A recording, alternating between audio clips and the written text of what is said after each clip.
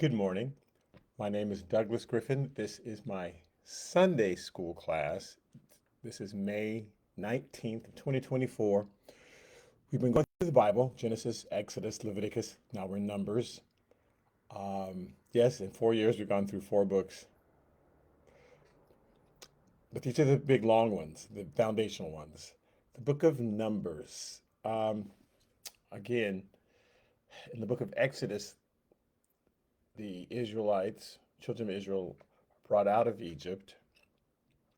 They go to Mount Sinai where they're supposed to meet with God and begin to worship Him.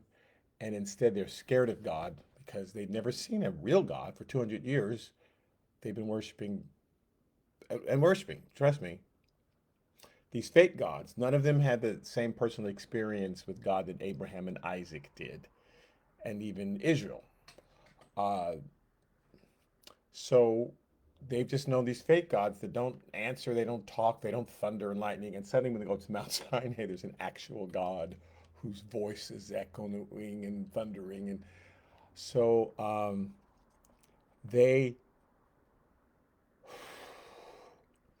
um, they retreat. It's too much.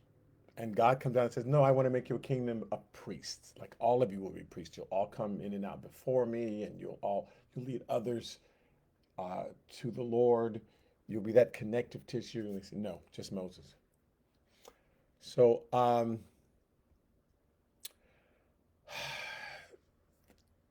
God instructs them on how to build a temple so He can worship Him. That's the book of Levi.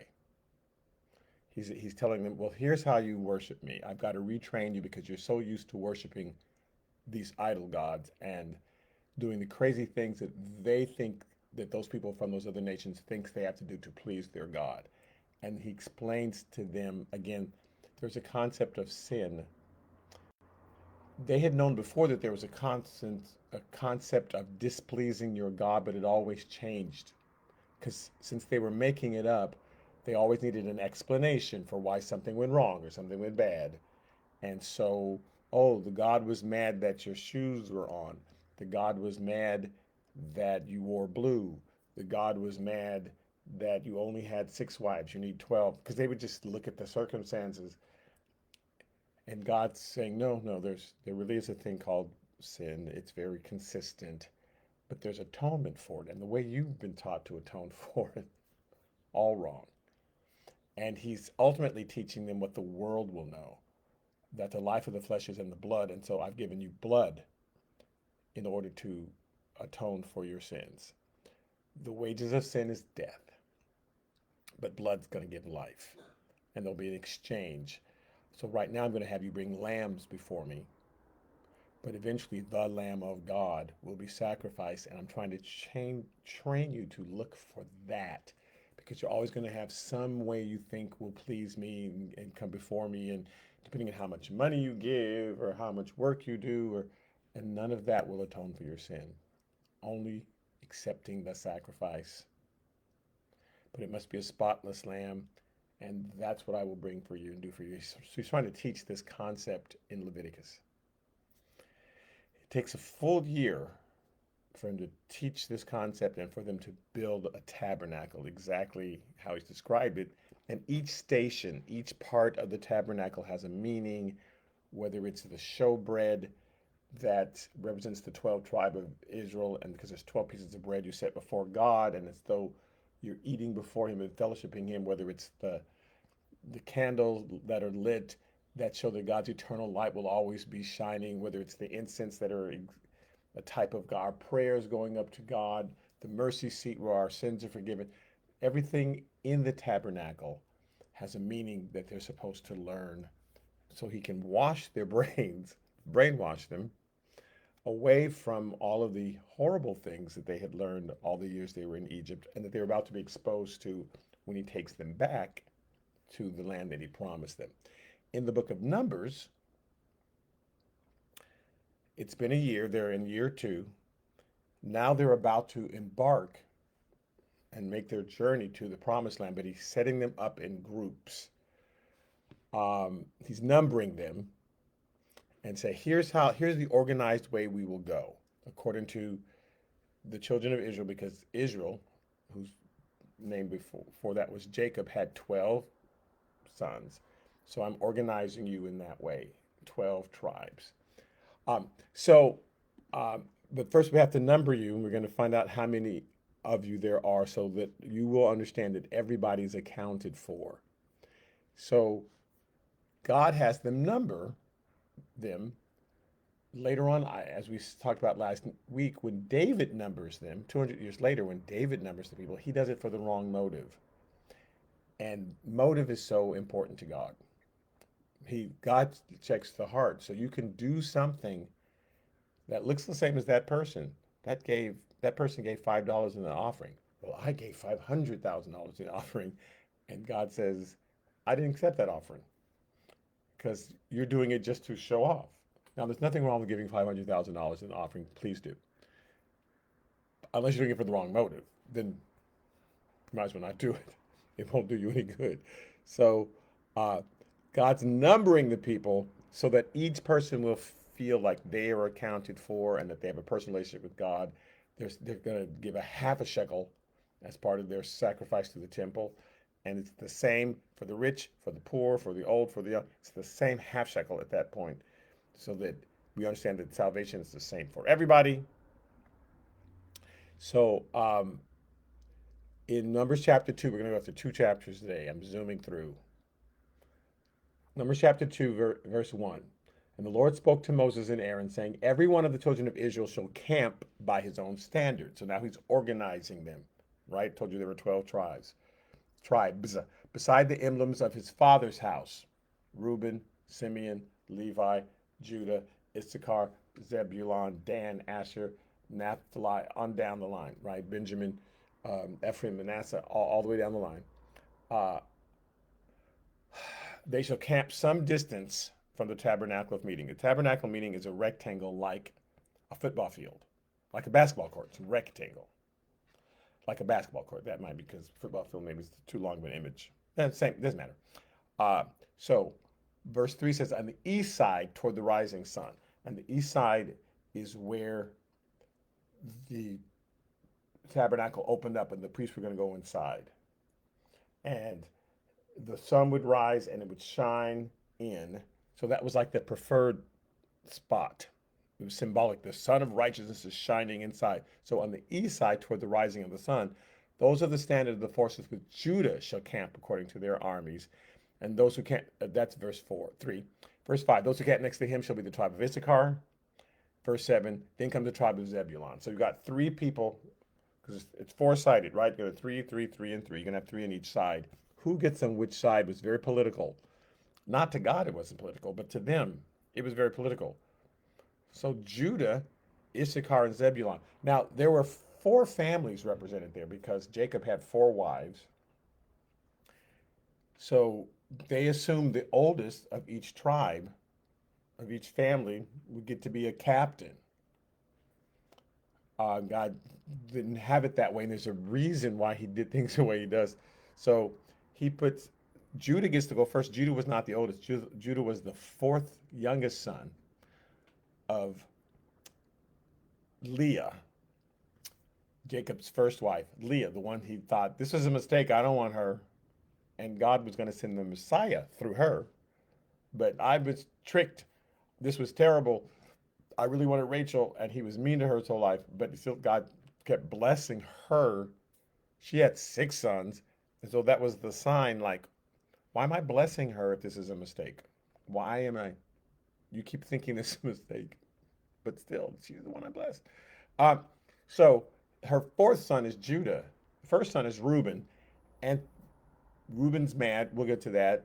But he says, Judah, you get the prime space, and I'm going to put with you Issachar and Zebulun, your 2 brothers, 5 and 6. So 4, 5, brothers 4, 5, and 6 from Leah all get to be together. Interestingly, Jesus comes from the line of Judah, and his 12 disciples came from the line of Issachar and Zebulun. That's where he found them, in that region. That's where he found them, in that region of Galilee, up in northern Israel. Once the tribes all moved into Israel, Jesus and Peter, Andrew, they were all living up in the Zebulon, Issachar area. God has them together because they were going to be together. It's symbolic. Later, people ridiculed the disciples. Oh, what good can come from that region, from Galilee?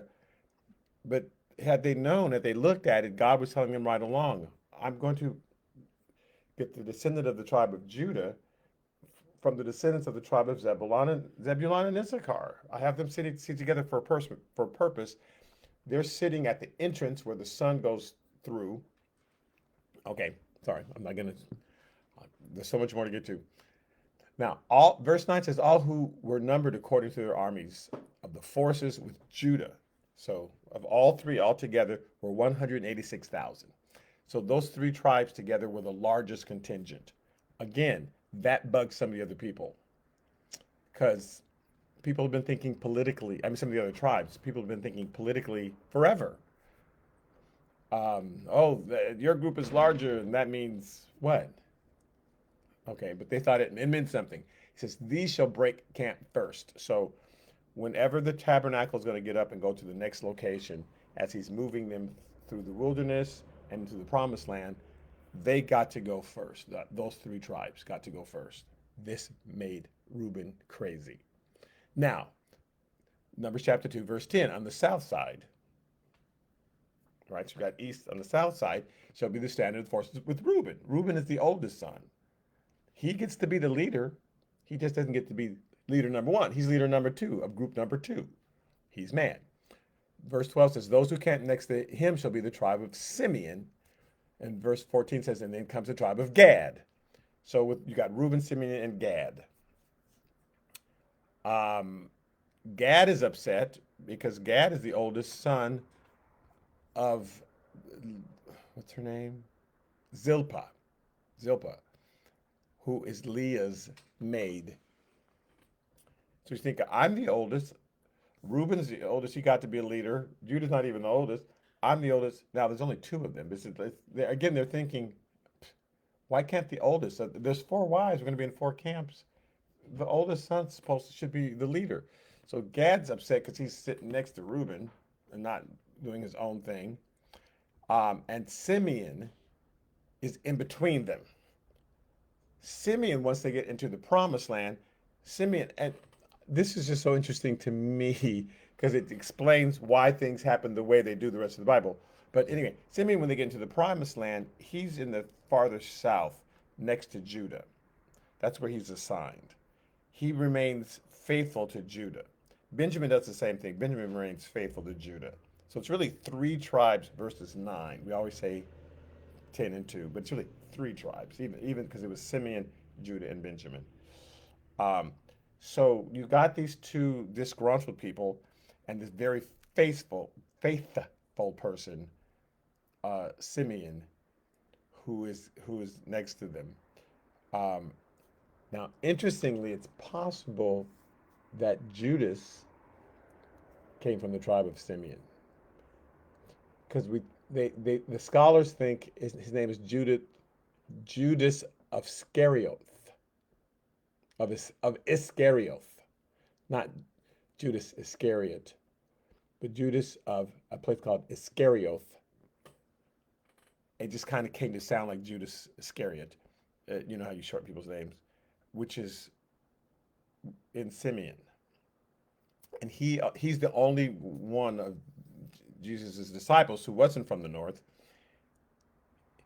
Reuben and Gad are going to eventually betray the others, 12 tribes, and Simeon's sitting right in the middle of them. Simeon's group stayed faithful to Judah, but Judas himself is sitting in between these two traitors. And so I don't know what his people learned. I don't know what murmurings were passed down, because they don't have newspapers. Again, they don't have books, magazines, they don't have television. All they have is their family stories. And the fathers taught the sons, who taught their sons, who taught their sons, and whatever angers or bitternesses or rivalries were just passed down. Okay. So Reuben and Gad, in between Simeon, and as I read you last week, in Numbers chapter 32, once they finally are about to cross over into the promised land, Numbers chapter 32, verse 2, it says, the children of Gad and the children of Reuben came and spoke to Moses and to Eleazar the priest, this is Aaron's son, and to the leaders of the congregation, saying, and in verse 5, therefore they said, if we have found favor in your sight, or savor in your sight, but favor in your sight, let this land be given to your servants as a possession. Do not take us over the Jordan. So they're about to cross over the Jordan, and Gad and Reuben are like, no, we're not going. Not a coincidence they're next to each other. Not including faithful Simeon is right in the middle, but it's not a coincidence that Judas probably came from this traitors group. Um, so, but again, Judas was a zealot. Well, doesn't he was okay. We'll get to Judas some other time.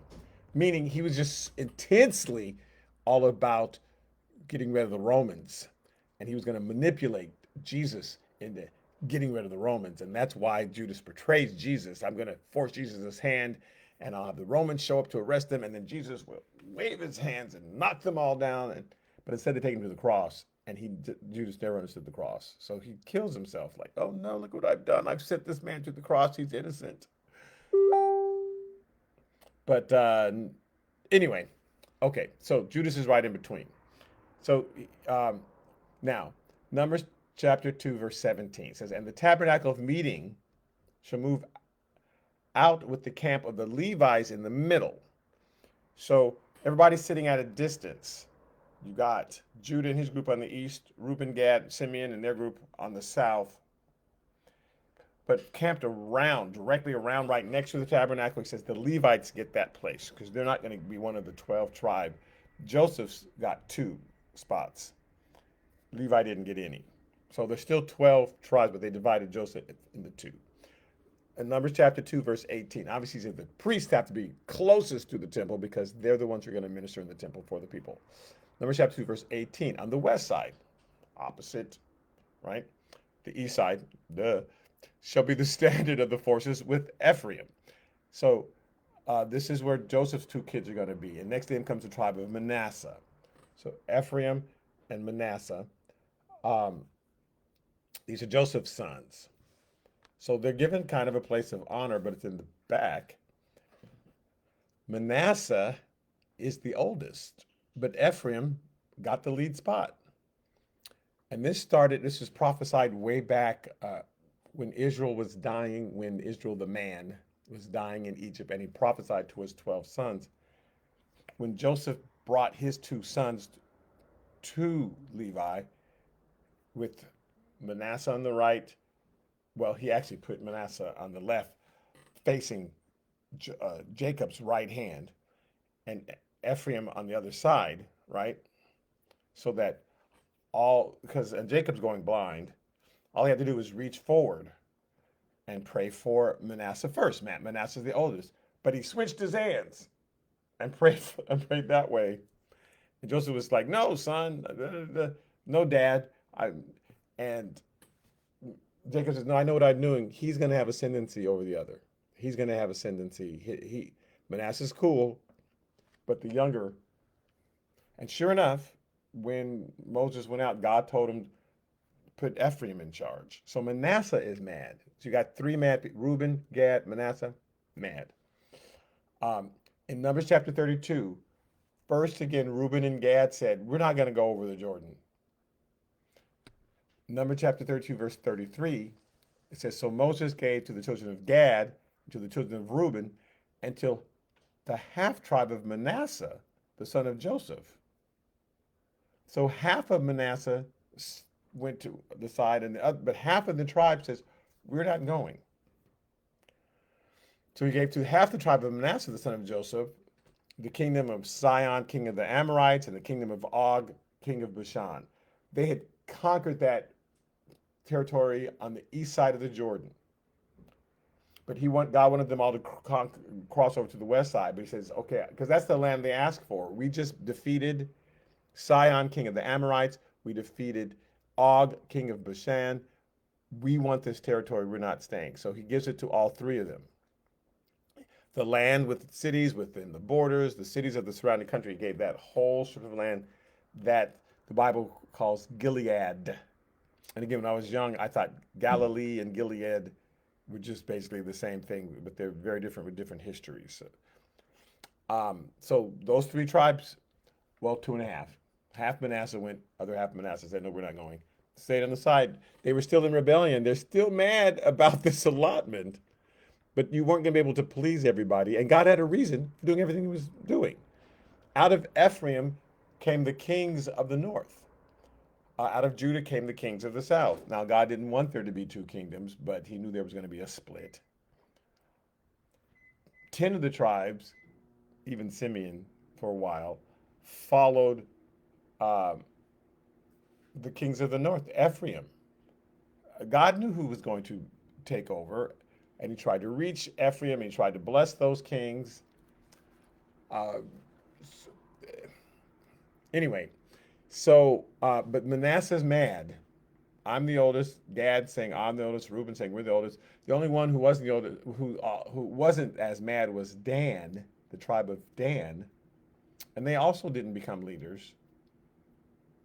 And interesting enough, Dan may have been the most idolatrous of all of them. So they didn't express their anger by um, revolting and staying on the east side of the Jordan. The tribe of Dan expressed their anger by building altars to idols. And their idolatry became so bad that people think that is why God doesn't mention them in the book of Revelation. He mentions all 12 tribes, but does not even mention Dan, which is just like, no, they went so far off. Okay, Numbers chapter 2, verse 22. Then comes the tribe of Benjamin, and they're on the north side. Verse 24, all who numbered according to their armies of the forces with, oh, I'm sorry, Benjamin is with Manasseh and Ephraim. So, Manasseh, Ephraim, Benjamin, who's Joseph's little brother, right? So Joseph has two sons. They each get a share. Benjamin, the little brother, it makes sense to put them all together. All who were numbered according to their armies of the forces with Ephraim is 108,000. So you got 183 and 1,000 on one side. You have 108,000 on the other. And they shall be third to break camp. East, south, west. Now we're going to go north. Numbers chapter 2, verse 25. The standard of the forces with Dan shall be in the north side. See, I made that up. I made this whole thing that Dan didn't get its place. Yes, he did. So Dan had no excuse. Yes, he did. I'm saying, see, Dan was still bitter. I made that up. Dan did get a place. He's over this fourth tribe. That's why he didn't revolt. That's why he didn't revolt. Thinking, why didn't Dan revolt? Because he was waiting to be, but he still. Dan is an interesting story because half the tribe of Dan moved to the coast and sailed away once they got to the promised land. And it is reported that they became the sons that they call themselves the sons of Dan, and son or the men of Dan was the word Ish. Ishin is the Hebrew word for man. So the men of Dan called themselves the Dan-ish people. And they went on to Europe and they left their mark. In fact, they called the place Denmark. And you have the Danube River and the tribe of Dan, half of them went that way to Europe. And the other half of the tribe of Dan built great idols and started this phenomenal idol worship that became so crazy that, like I said, they're not even in the book of Revelation. So Dan was given his own place. Those who kept next to him, verse 27, shall be the tribe of Asher. And then comes the tribe of Naphtali. These are the younger sons. So Dan is the son of Bilhah, who was Rachel's maid. And next to him should be the tribe of Asher. And then comes the tribe of Naphtali. And these were the younger sons of Zilpah and Leah. Zilpah and Leah, the two maidservants, they both had two kids. Okay, so they're all together. Asher and Naphtali, when they all finally move into Israel, they're at the very top north. Issachar and Zebulun is where you find Nazareth and all that stuff, where Jesus spent most of his time near Capernaum, all that area, although Capernaum was southern Naphtali. But they're the very north. And when the Assyrians came down to attack, they were the first ones attacked. Um, so God knows who's going to do what. I'm not going to put these disgruntled people with you to make you disgruntled. I'll just put all the disgruntled people together and they can be disgruntled with each other. Why poison everything? Sometimes that's a strategy. Uh, Verse 31 says, all who were numbered with the forces of Dan, 157,000, and they shall break camp last with their standards. So, Numbers chapter 2, verse 32 says, these are the ones who were numbered of the children of Israel by their fathers' houses. And they each, we know how many of each. All who were numbered according to their army, the armies of the forces were 603,550. So there's 600,000 counting the men, not the children, not the women. But that's how many people that they numbered were in the wilderness, ready to move forward and finally go into the promised land. Unfortunately, they're not going to go into the promised land for 40 years because they're going to refuse to go in. But we'll get that. All that happens in the book of Numbers. Numbers chapter 2, verse 33 says that the Levites were not numbered among the children of Israel, just as the Lord commanded. They're not one of those armies.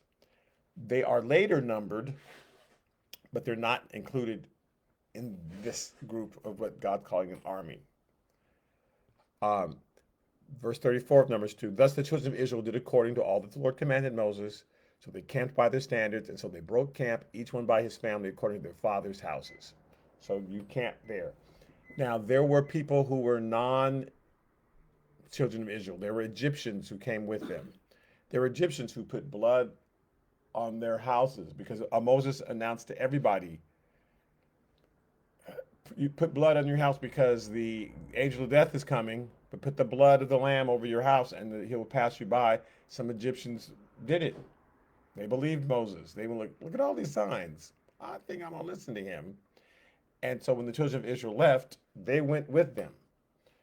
But they had to camp farther out. And I don't know if you remember in Levi, there was a guy in the book of Leviticus, there was a guy who complained and he blasphemed God and they had to put him to death because he was part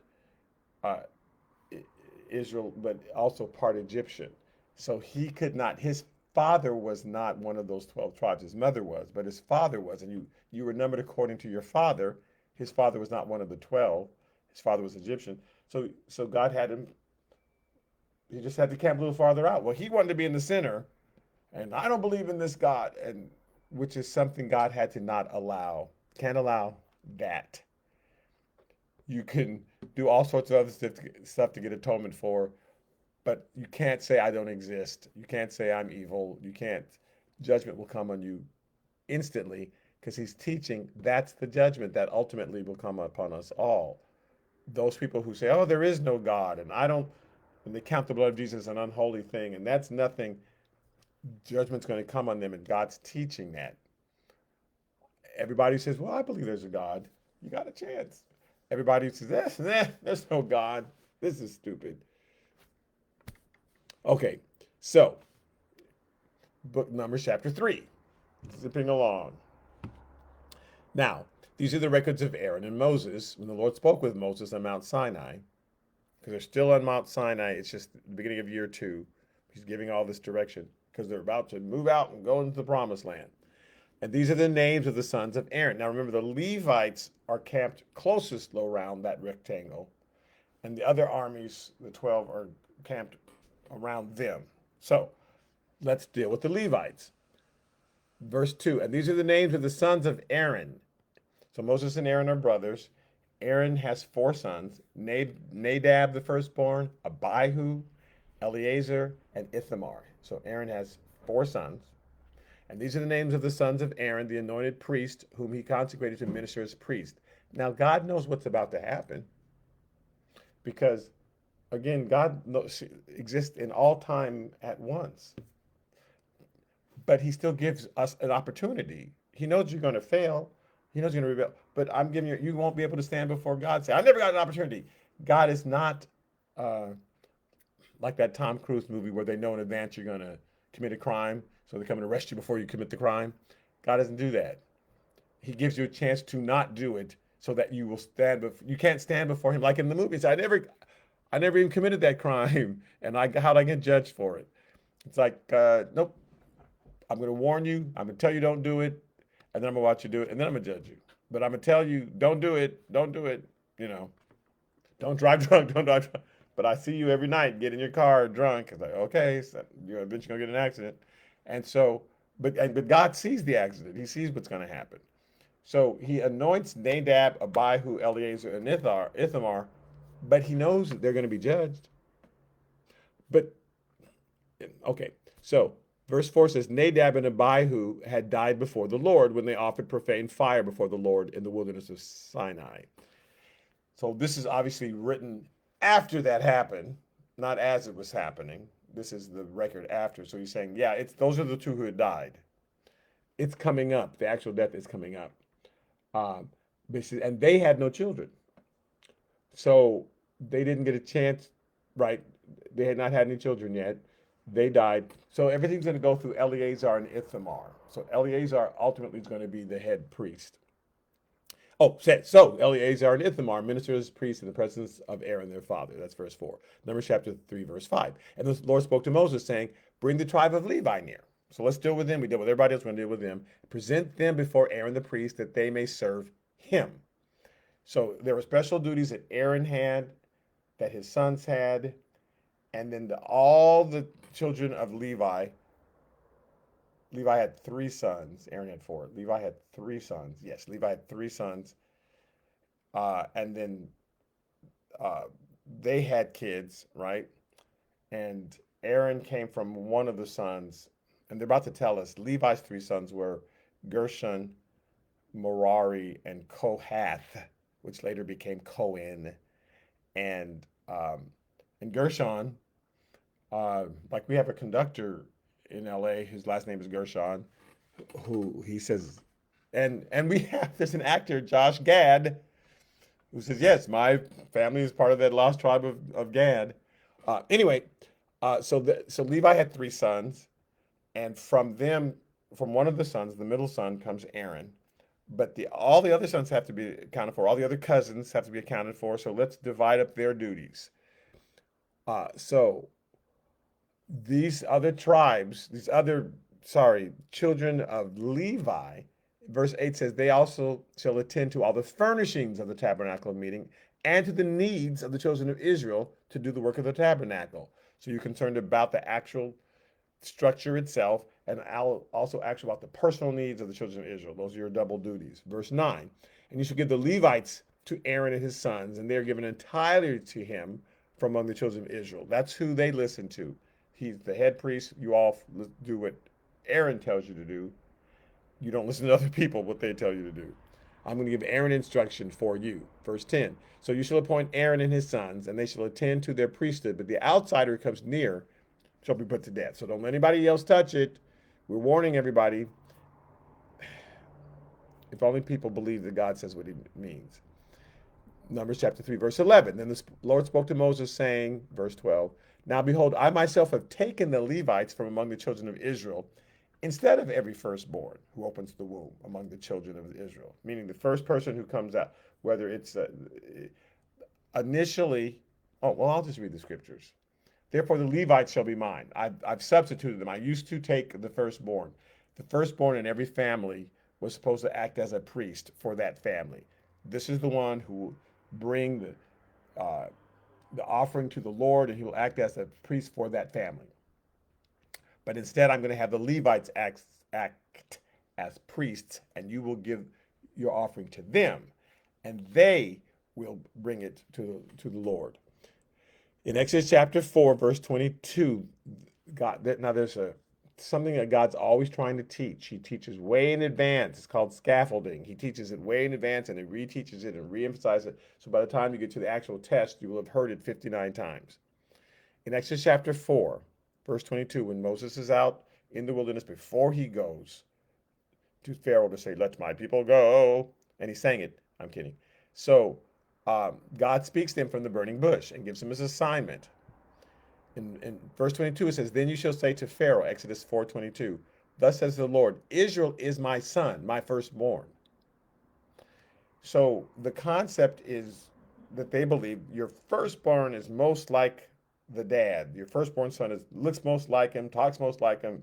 That's the concept that they believed. So if he says, "So Israel's my firstborn," since that's how you strongly believe, then know that he is my representative, and that Israel is my representative. I've chosen them to be my firstborn of many others, right? They're my chosen people. I'm going to give them my word. I'm going to cultivate them, and then they will be the firstborn among any brother. And it implies there'll be others, that they will be a light to all the other nations who will learn about me through them. Don't screw with them. So I say to you, verse 23, let my son go that he may serve me. He's my firstborn. If you don't, you're attacking me. So if you decide to attack them, enslave them, and judge them, he says, next, if you refuse to let him go, you're going to judge him, beat him, kill him, keep him in bondage, then indeed I will kill your son, your firstborn. There will be reciprocal judgment. If that's how you judge my firstborn, I will judge your firstborn. Let him go, I will not let yours go. In Exodus chapter 12, after all the plagues, Exodus 12:12. After there's been all these plagues, there's that one final plague. He says, "For I will pass through the land of Egypt on that night, and I will strike all the firstborn in the land of Egypt," which is exactly what he warned Pharaoh when he first got there. Don't force me to go to 10. Let me do this first plague. In fact, don't even do any of the plagues. Just let them go. Okay, that's one. Okay, that's two. But I've already told you what number 10 will be. So they go through all 9 plagues. Pharaoh's not moved. Now he gets to number 10. I'm going to strike all the firstborn in the land of Egypt, both man and beast. Because I told you, Israel is my firstborn. That's my representative. They're the firstborn to teach their brothers. That's how I'm using them. If you kill them, trap them, allow them to die in Egypt, I will kill your firstborn. If you let them go, I will let your firstborn go. So he says, I will strike all the firstborn in the land of Egypt. Exodus 12:12. Both man and beast. Against all the gods of Egypt, I will execute judgment. I'm executing this judgment against all the gods of Egypt. They will not be able to protect you because they aren't real. They didn't stop the locusts. They didn't stop anything. They're not real. And so I'm executing this judgment against all your gods. If they can stop me, then you'll know they're real. If they can't, then you got to let it go. Verse 13. Now the blood shall be a sign for you on the houses where you are. So he tells them how to escape it. And again, I told you some Egyptians actually did that. That's why they went and traveled and left Egypt with the Israelites when they finally left. Because this was announced to everybody. This wasn't something God sneaked up and, oh Lord, I didn't know that was going to happen. Now the blood shall be a sign for you in the houses where you are. And when I see the blood, I will pass over you, and the plague shall not be on you to destroy you when I strike the land of Egypt. But of course, he doesn't listen. And so the firstborn are killed, and he finally lets his firstborn go. In Exodus chapter 13, verse 1, then the Lord spoke to Moses, saying, consecrate to me all the firstborn. So here's how I'm going to save your firstborn. This is when he first says it. The firstborn of each house. So first, just Israel in general is my firstborn. Now you consecrate to me the firstborn. I'm rescuing all the firstborn. I'm sending out this judgment against all firstborn, period. But if the blood is over the firstborn, then they belong to me. The blood is the sacrifice. The life of the flesh is in the blood. So I'm going to give them life in exchange for this death. This death won't come to them, but blood must be shed in order to bring them life. So consecrate to me all the firstborn, because that's who the judgment is against. Whatever opens the womb among the children of Israel, both of man and beast, your firstborn lamb, your firstborn goat, whatever it is, all firstborn belong to me. If this blood is over them, if you consecrated them. So the firstborn, now are given to service to God. Your life belongs to me. But he tells them in Leviticus, instead of the firstborn, I'm not going to give that position to the Levites. They'll act as my firstborn, and they will serve in the temple. So you will bring it to them. So because I'm now transferring the idea that a firstborn that I've protected and consecrate is mine, is going to be a minister, a priest. Now, we know that Jesus, the God declared Jesus, this is my firstborn son.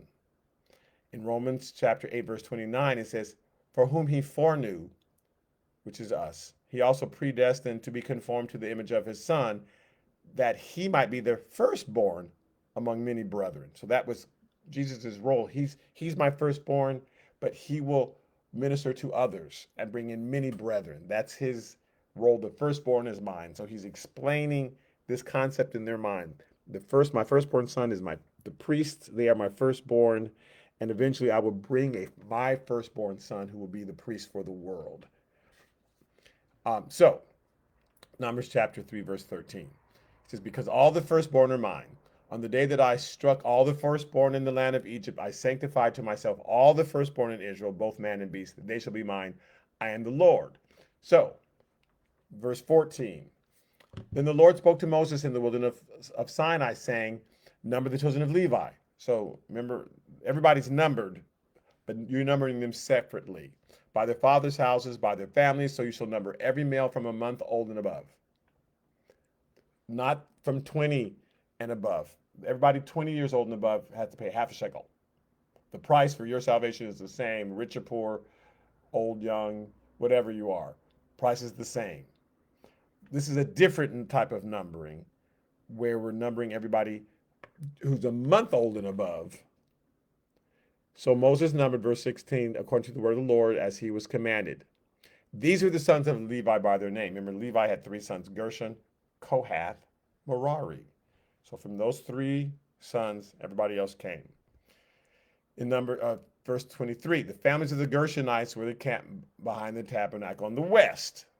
Gershon on the west. And the duties of the children of Gershon in the tabernacle of meeting, verse 25, included the tabernacle, the tent with its covering, the screen for the door of the tabernacle of meeting, the screen of the door in the court, the hangings in the court, which were all around the tabernacle and altar, and their cords. So basically, they were over the tent. Whenever we move anywhere, you carry the whole big tent and what they call the screen, which is a thinner curtain that separated the Holy of Holies from just the holy place. So that's your job. Verse 29, and the families of children of Kohath were to camp on the south side of the tabernacle. Their duties included the ark, everything inside the temple. The ark, the table, the lampstands, the altars, the utensils. They're the only ones who are supposed to touch those. That's verse 31. Only they can handle. And again, Moses and Aaron came from the Kohath part of the family of the Levi. Verse 32, and Eleazar, the son of Aaron the priest, was to be chief over the leaders of the Levites. So even though their father, who was the middle brother, they still got the assignment with oversight of those who kept charge of the sanctuary. So Eleazar. And the appointed duty of the children of Merari in the north, including the boards of the tabernacles, its bars, its pillars, its sockets, everything that kept the tent together. So you carry all the pillars, the stands that we're going to mount the tent on, the bolts, all that's your job. One group carried the tent, one group carried just the bolts, the nuts and bolts, but it was Aaron's family, the Kohaths, who get to carry all the holy things inside, because they're the only ones who really were allowed to go inside. All the rest of the Levites were to take the offering, because there's 600,000 of them, right? You take the offerings, which are going to come in daily, and you bring them to Aaron, and you're in charge of meeting the needs of the people and making sure that they did everything correctly.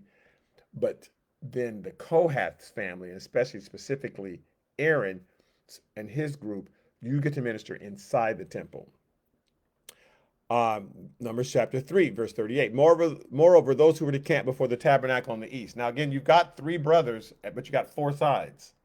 So we said that we got them south, west, and north. Who's going to be on the east side, right at the entrance, right before Judah? Who's going to be on the east side, who gets to go directly in? Moreover, those who were to camp before the tabernacle in the east, before the tabernacle of meeting, were Moses and Aaron and his sons. So they were Kohaths, but they were singled out from the Kohaths, keeping charge of the sanctuary to meet the needs of the children of Israel. Now, this is why in Numbers chapter 16, when we get there, verse 1, it says, now Korah, the son of Izhar, the son of Kohath. So Kohath also had three sons. I don't know, something dings. Kohath also had three sons, but you had to be from Amram. That's where Moses and Aaron were. So even though you were Kohath and you had your duties to handle all the special furniture on the inside, Aaron was from one of the sons, and Moses, they got to actually do everything. Korah, his father was Izhar, and even though he was Kohath, he didn't get to do the special stuff. So it says, now Korah, the son of Izhar, the son of Kohath, the son of Levi. So Levi was his great grandfather. Uh, and the sons of Reuben took men. This is Numbers chapter 16, verse 1. So Korah's mad because Moses got to do more than him. And Reuben's mad because Judah's in charge. It says, and the sons of Reuben, they took men, verse 2 of number 16, and they rose up before Moses with some of the children of Israel, 250 leaders of the congregations who were all mad. I'm sure some of them are from Gad and some of them from Manasseh and the disgruntled ones, right? Representatives of the congregation, men of renown, and they revolt against Moses because, like, why do you get to do so much? I'm a Kohath and we get the special, you're not doing anything. Well, because their family had a special assignment. They just didn't wait long enough to find out what it was. In 2 Chronicles chapter 20, verse 19, it says, then the Levites of the children of the Kohaths and the children of the Korahites. So Korah's children weren't killed with him. Daddy crazy. Daddy's revolting as Moses. I'm not in it. They stood up to praise the Lord of Israel with voices loud and high. They were the singers. So they had a special ministry that God was giving them. They just didn't get to go inside and pour the blood on the altar, but God had something special for them. Korah didn't wait to find out what that was. He was mad and revolted against them. But we'll get to that later. Numbers chapter 3, verse 38. But the outsider who came near was to be put to death. So this is who I've said who can touch everything. Anybody else can be put to death. All who were numbered of the Levites who Moses and Aaron numbered at the commandment of the Lord by their families, all the males from a month old and above, remember it said no, were 22,000. Now here's what's interesting as it comes forward in verse 40. Then the Lord said to Moses, number all the firstborn males of the children of Israel from a month old and above. Now they numbered them all from 20 above as far as that shekel was concerned. But now you're going to number everybody from a month old and above, the firstborn. So you're numbering all the firstborn from every family. Verse 23, it says, and all the firstborn males according to the number of the names from a month old and above of those who were numbered of them were 22,273. So you got 20,000 priests, but you got 22,273 firstborn. In verse 46, he says, and the redemption for the 273 of the firstborn. So you got 273 who were probably the youngest who were just born. They were not accounted for. There had been no exchange made. There's 22,000 of them who your lives have been ransomed back to you. These 22,000 Levites are going to take the place of you 22,000 firstborn. You don't have to give your life to the temple. Instead, these Levites are going to give their life. But we had an extra 273 whose lives had not been ransomed. Because that's what everybody understood. Oh, that person's taking my place. I don't have to give my life. That person's giving their life. Again, God is teaching. Jesus is going to come and give his life for you so that we don't have to. But there's no redemption for the 273. Because it was 22,000 and then it was 22,273. So who's going to take their place? So he says the redemption for the 273, the firstborn of the children of Israel, who are more than the number of the Levites. Verse 47 of Numbers chapter 3. You shall take 5 shekels for each one individually. Right? Initially, it was just a half shekel for every life, everybody's evening. But they need to know how sacred and important this was, that God was not forcing you to serve in the temple. So 5 shekels to pay that price. You shall take them in the currency of the shekel of the sanctuary, the shekel of 20 gerahs, verse 48, and you give the money with which the excess number of them is redeemed to Aaron and his sons to use in the temple. Almost done. Verse 49. So Moses took the redemption money from those who were over and above, those who were redeemed by the Levites, from the firstborn children of Israel. He took the money, 1,365 shekels, according to the shekel of the sanctuary. And Moses gave the redemption money to Aaron and his sons, according to the word of the Lord, as the Lord commanded Moses. And they used it, obviously, to furnish the temple. So God is just laying down the foundation for understanding what redemption means and how your life is heading toward death, but it doesn't have to. It can head toward life. There's an exchange that's going to be made, and there's a firstborn who's going to give his life, and so that you don't have to. And he's just trying to help them understand this principle because no other religion taught that about the concept of redemption and atonement for sin. All other religions, they just came up with these crazy, and again, they weren't crazy to them. They thought, oh, that makes all the sense in the world. I'll have, just to please the gods, I'll have to burn up my children. That makes perfect sense. So these other religions, again, it wasn't crazy to them, uh, had these bizarre ways of appeasing their gods, and God's explaining to them, no, this is, you don't have to appease me. This is, you have to understand atonement. You have to understand redemption, and what a simple thing it is. And it's just the shedding of blood of these lambs, and eventually I'm going to send the Lamb of God. But he had to wash their brains out from everything they'd been exposed to for 200 years and everything they were going to be exposed to. Before we can go in the wilderness, before we can go forward, you got to understand these concepts so I don't end up judging you. Okay, so I'm done. Thank you so much for listening. Uh, on Wednesdays, we're in the book of Luke, where we see the fulfillment of all these things. And we'll continue on in the book of Numbers next week. Thanks so much. All right. Bye bye.